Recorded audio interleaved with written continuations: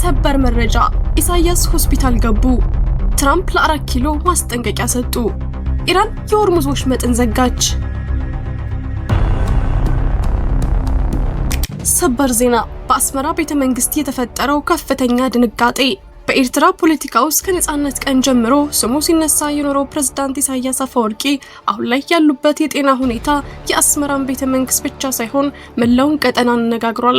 ፕሬዝዳንቱ ወደ ግብጽ የሚያደርጉት ተደጋጋሚ ጉዞ በጀርባው የተደበቀ አሳሳቢ የጤና እክል እንዳለበት ተጋልጧል።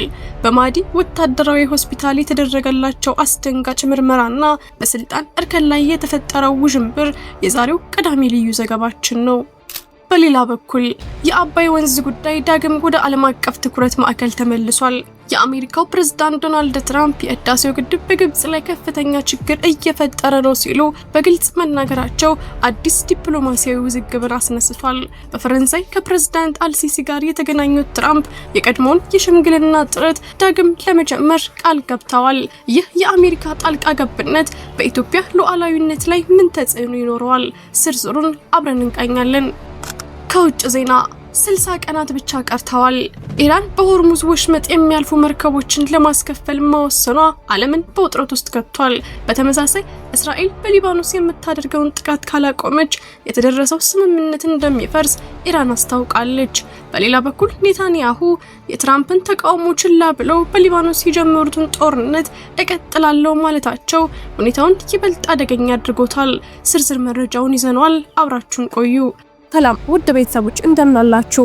ይህ ዜና ላፍታ ነው። ቪዲዮውን ላይክ በማድረግ ይጀምሩ እያልን ወደ ዝርዝር ዜናዎች አለፍን። ሰበር ዜና የኤርትራው ፕሬዝዳንት ኢሳያስ አፈወርቂ በጠና ታመዋል። ግብጽ ውስጥ የተፈጠረው ከፍተኛ ውዥንብርና አስደንጋጩ የሕክምና መረጃ በቀጠናችን ፖለቲካ ውስጥ የማይታለፉትና ኤርትራን ከነጻነት ቀን ጀምሮ በብቸኝነት ሲመሩ የቆዩት የ80 ዓመቱ ፕሬዝዳንት ኢሳያስ አፈወርቂ በጠና መታመማቸው ተሰማ። እስካሁን ሲነገር የቆየው ወደ ግብጽ የሚያደርጉት ተደጋጋሚ ጉዞ ለቀጠናዊ የፖለቲካ ትብብር እንደሆነ ቢገለጽም አሁን ግን መጋረጃው ተገልጦ እውነታው ወጣ። ታዋቂው የመረጃ ምንጭ ሚድል ኢስት ሞኒተር ባወጣውና መላውን የቀጠናውን ፖለቲካ ባናወጠ ዘገባ የፕሬዝዳንቱ ጉዞ ዋና ዓላማ ከፖለቲካው ጀርባ ያለውን ከፍተኛ የጤና እክል ለመታደግ እንደሆነ አጋልጧል። ይህ መረጃ በኤርትራ የፖለቲካ መድረክ ላይ ብቻ ሳይሆን በካይሮ የሚገኘው የአል ኢትሃዲያ ቤተመንግስትን ጨምሮ ከፍተኛ መረበሽ ውስጥ መግባቱን እየተሰማ ይገኛል። ባሳለፍነው ሳምንት ለይፋዊ የሥራ ጉብኝት ወደ ግብጽ ካይሮ አቅንተው የነበሩት ፕሬዝዳንት ኢሳያስ አፈወርቂ ቀጠሮ ተብሎ ከነበረው ፕሮግራም ወጣ ብለው ወደ ግብጽ ወታደራዊ ሆስፒታሎች ቁንጮ ወደ ሆነው ማዲ ሚሊታሪ ሆስፒታል ማቅናታቸው ተረጋግጧል። በዚያም የሕክምና ባለሙያዎች ባደረጉላቸው ጥልቅ ምርመራ ፕሬዝዳንቱ በከባድ የጤና እክል ውስጥ እንደሚገኙ የተረጋገጠ ሲሆን ይባስ ብሎም በሕክምናው ዓለም ደረጃ 5 ወይም ስቴጅ 5 ተብሎ የሚታወቀው የአልዛይመር በሽታ እንደተጠናወታቸው ይፋ ሆኗል። ይህ ደረጃ በሕክምና ባለሙያዎች ዘንድ እጅግ አስጊ ተብሎ የሚፈረጅ ሲሆን ታማሚው ሰው ከዕለት ተዕለት ተግባራቱ ይልቅ ከባድ የማስታወስ ችሎታ መቀነስ፣ በግዴለሽነትና በከፍተኛ ግራ መጋባት ውስጥ የሚወድቅበት ወሳኝ ወቅት ነው። ይህ በፕሬዝዳንቱ ጤንነት ላይ የተከሰተው ድንገተኛ መረጃ በተለይም በአዲሃሎ በሚገኙት የፕሬዝዳንቱ የቅርብ ሰዎች ዘንድ ከፍተኛ ድንጋጤን ፈጥሯል። እድሜያቸው የገፋው ፕሬዝዳንቱ በራሳቸው መተማመንና መሰረታዊ የሆኑ የሰውነት እንቅስቃሴዎቻቸውን ሳይቀር በራሳቸው ለመወጣት የሚቸገሩበት ሁኔታ ላይ መሆናቸው በኤርትራ ስልጣን ላይ የሚኖረውን ተጽዕኖ አሳሳቢ አድርጎታል። ኤርትራን ከመጀመሪያው የነጻነት ታሪክ ጀምሮ እስከ ዛሬ ድረስ ከኔ ውጪ ሌላ ማንም ሊገዛት አይገባም በማለት በብቸኝነት ሙጥኝ ያሉት ኢሳያስ አሁን ላይ የደረሱበት የጤና ደረጃ ስልጣናቸውን በራሳቸው ፈቃድ ለመልቀቅ ወይም በሌሎች ተጽዕኖ ለመቀየር ሊያደርስ እንደሚችል የፖለቲካ ተንታኞች እየጠቆሙ ነው። ይህ ግዙፍ የጤና እክል በራሱ በኤርትራ የውስጥ ፖለቲካ ላይ ምን አይነት ለውጥ ሊያመጣ እንደሚችልና በቀጣይ በፕሬዝዳንቱ ዙሪያ ያሉ ሰዎች ምን አይነት ውሳኔ ላይ እንደሚደርሱ በጉጉት የሚጠበቅ ነው። እርሶም በዚህ መረጃ ላይ ያለዎትን ማንኛውም ሀሳብና አስተያየት በኮሜንት ሴክሽን ላይ እንዲያጋሩን እየጋበዝን አሁን በቀጥታ ወደ ቀጣዩ ዜና እንለፍ። ትራምፕ በአባይ ወንዝ ድርድር ጣልቃ ገቡ። በኢትዮጵያና በግብጽ መካከል የተፈጠረው አዲስ ውጥረት የአሜሪካው ፕሬዝዳንት ዶናልድ ትራምፕ በታላቁ የኢትዮጵያ ህዳሴ ግድብ ዙሪያ አዲስና አወዛጋቢ አቋም ይዘው ብቅ ብለዋል። በፈረንሳይ በተካሄደው የቡድን 7 አገራት ጉባኤ ላይ ከግብፁ ፕሬዝዳንት አብዱል ፈታህ አልሲሲ ጋር የተገናኙት ትራምፕ ግብፅ በህዳሴው ግድብ ምክንያት እየደረሰብኝ ነው የምትለውን ጫና እንደሚረዱ በመግለጽ ጉዳዩን ቅድሚያ ሰጥተው እንደሚመለከቱት ቃል ገብተዋል። ፕሬዝዳንቱ በጋዜጠኞች ፊት በግልጽ እንደተናገሩት በኢትዮጵያ ግድብ ግንባታ ሳቢያ የናይል ወንዝ ውሃ መጠን እየቀነሰ መሆኑንና ይህም በግብፅ ላይ ከፍተኛ ችግር እየፈጠረ መሆኑን እንደሚያውቁ በመግለጽ በቀድሞ የስልጣን ዘመናቸው የጀመሩትን የሽምግልና ጥረት ዳግም እንደሚጀምሩት አስታውቀዋል። ይህ ንግግራቸው አሜሪካ ከዚህ ቀደም የነበራትን የኢትዮጵያ ተቃራኒ አቋም ዳግም የሚያንጸባርቅ ከመሆኑም በላይ በሁለቱ አገራት መካከል ያለውን ዲፕሎማሲያዊ ግንኙነት እንደገና ወደ ውጥረት የሚከት ይመስላል።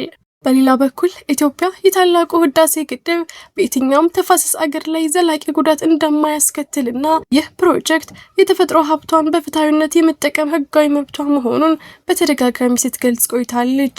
ግብጽ በአንጻሩ አሁንም ቢሆን የ1959ን የቅኝ ግዛት ስምምነት መነሻ በማድረግ የወንዙን ውሃ በበላይነት ለመቆጣጠር ያላትን ፍላጎት አትደብቅም። ይህም የሶስቱን አገራት ድርድር ለረጅም ዓመታት በአንገት አስገብቶታል።